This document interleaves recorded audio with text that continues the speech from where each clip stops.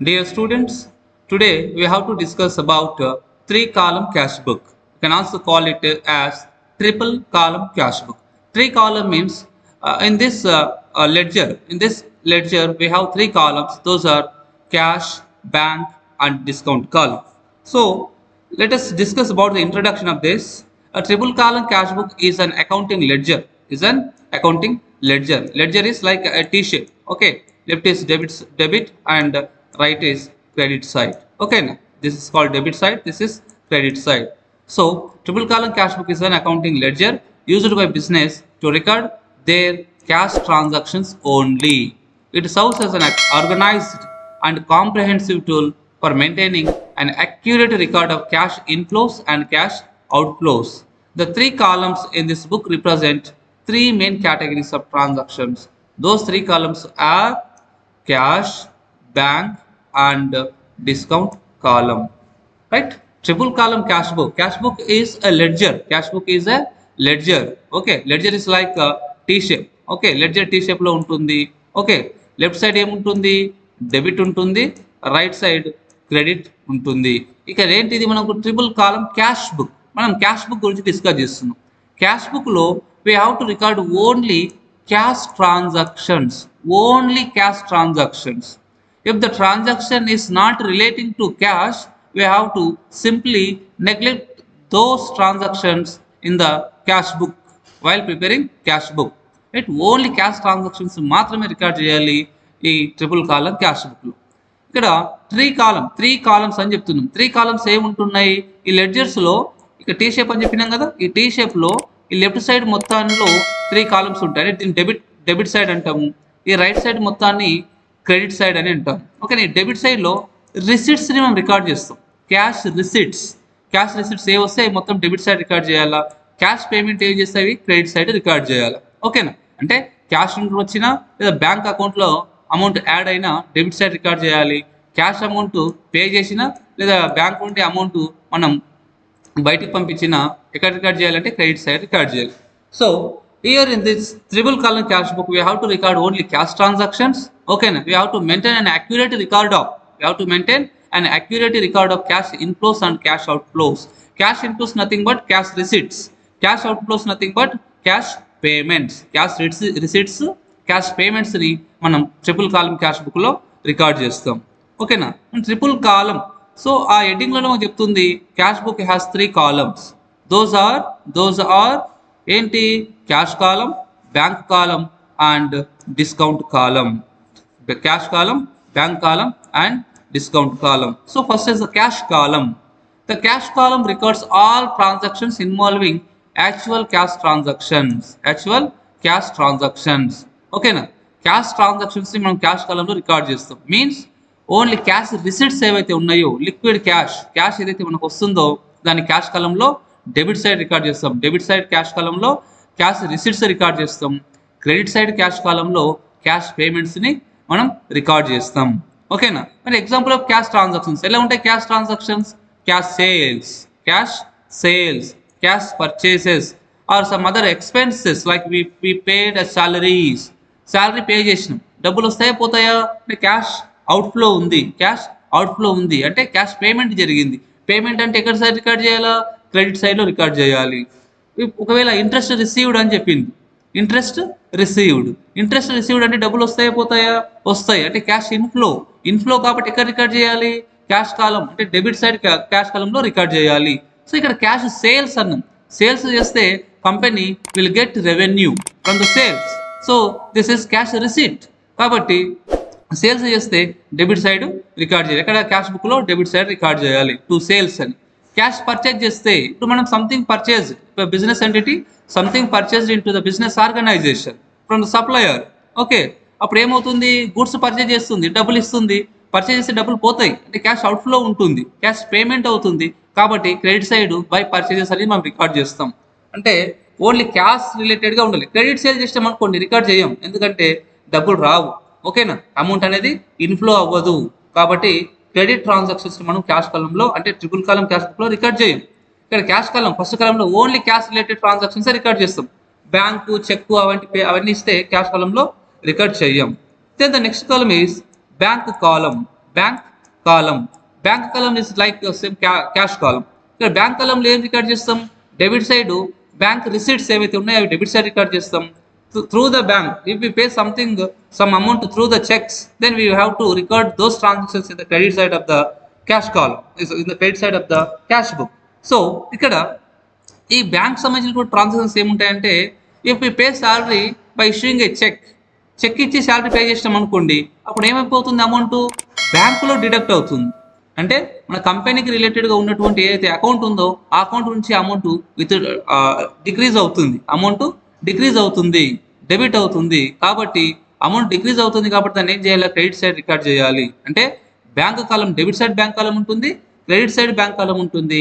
Debit side bank కాలంలో amount receipt చేస్తే, అంటే ఏంటి? చెక్ ద్వారా ఒకవేళ అమౌంట్ ఇస్తే వాటిని డెబిట్ కాలంలో రికార్డ్ చేయాలి. If we pay amount, cheque ద్వారా అమౌంట్ మనం పే చేస్తే క్రెడిట్ సైడ్లో రికార్డ్ చేయాలి. Right. Next discount column. Discount debit side ఉంటుంది, క్రెడిట్ సైడ్ ఉంటుంది. డెబిట్ సైడ్ ఉన్నటువంటి డిస్కౌంట్ కాలంలో మనం ఏం రికార్డ్ చేయాలి? Discount allowed according to the nominal account. Already we said that expenses losses are debit, incomes gains are credit. So ఇక debit column అంటే left side ఉన్నటువంటి డెబిట్ కాలంలో ఏంటంటే discount allowed. A discount record చేయాలి? We have to record only cash discounts.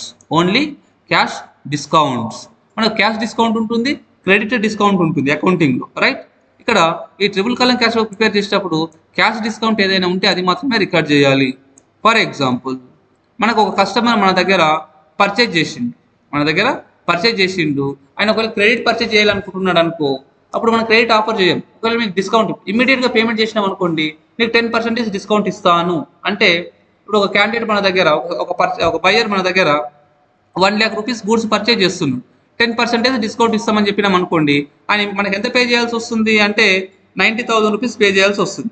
1 lakh rupees మనము sale చేస్తున్నాం, నీకు immediate మీ pay చేస్తే 10% డిస్కౌంట్ ఇస్తాం అంటే 10,000 రూపీస్ డిడక్ట్ చేస్తాం. 10,000 రూపీస్ డిడక్ట్ చేస్తే ఆయన మనకు 90,000 రూపీస్ పే చేయాల్సి వస్తుంది. ఓకేనా? మరి రిమైనింగ్ 10,000 ఏంటి? అది డిస్కౌంట్ అలౌడ్. మనం డిస్కౌంట్ ఇచ్చినామంటే అది ఏమవుతుంది? ఎక్స్పెండిచర్ అవుతుంది. కాబట్టి ఎక్స్పెండిచర్స్ డెబిట్ సైడ్ రికార్డ్ చేయాలి. ట్రిపుల్ కాలం క్యాష్ బుక్లో ఈ డిస్కౌంట్ అలౌడ్ని డెబిట్ సైడ్ రికార్డ్ చేయాలి. అంటే క్యాష్ రిసీట్స్ చేసేటప్పుడు మనం డిస్కౌంట్ అలౌ చేస్తాం. ఓకే, క్యాష్ రిసీట్స్ చేసేటప్పుడు మనం క్యాష్ మనకు బిజినెస్ కలెక్ట్ చేసుకునేటప్పుడు డిస్కౌంట్ని అలౌ చేస్తుంది. కాబట్టి డిస్కౌంట్ అలౌడ్ని డెబిట్ సైడ్ రికార్డ్ చేయాలి. డిస్కౌంట్ రిసీవ్డ్ ఏమన్నా ఉంటే క్రెడిట్ సైడ్ రికార్డ్ చేయాలి. అంటే ఒకవేళ మనం సప్లయర్కు పే చేస్తుంటే సప్లయర్ మనకు ఒకవేళ డిస్కౌంట్ ఇస్తే అండ్ దాన్ని ఏమంటామంటే డిస్కౌంట్ రిసీవ్డ్ అని చెప్తాం. డిస్కౌంట్ రిసీవ్డ్ని క్రెడిట్ సైడ్ రికార్డ్ చేయాలి, డిస్కౌంట్ అలౌడ్ని డెబిట్ సైడ్ రికార్డ్ చేయాలి. ఓకే, నెక్స్ట్ మనకి ఇంకా ఇంపార్టెంట్ టాపిక్ ఏమంటే కాంట్రా ఎంట్రీస్ అని ఉంటాయి. ఈ ట్రిపుల్ కాలం క్యాష్ బుక్లో major and most important topic ఏంటంటే కాంట్రా ఎంట్రీస్. కాంట్రా ఎంట్రీ అంటే ఇస్ నథింగ్ బట్ ఓకేనా, ఒకే ట్రాన్సాక్షన్ని 2 times రికార్డ్ చేయడం. ఎక్కడంటే ఒకసారి క్యాష్ కాలంలో రికార్డ్ చేసి నెక్స్ట్ సారి బ్యాంక్ కాలంలో రికార్డ్ చేయడం. ఓకేనా, ఒకసారి క్యాష్ కాలంలో మరొకసారి బ్యాంక్ కాలంలో రికార్డ్ చేసే దాన్ని మనం ఏంటంటామంటే కాంట్రా ఎంట్రీ ఆర్ కాంట్రా ఓచెస్ అని చెప్తూ ఉంటారు. ఓకేనా, మరి కాంట్రా ఎంట్రీ లేదా కాంట్రా ఓచర్ ఎందుకోసం రికార్డ్ చేయాల్సి వస్తుంది అంటే ఇక్కడ చూడండి, Contra entry is any transaction involving A transfer of cash between two accounts or between cash account to a bank account or even a bank account to bank account.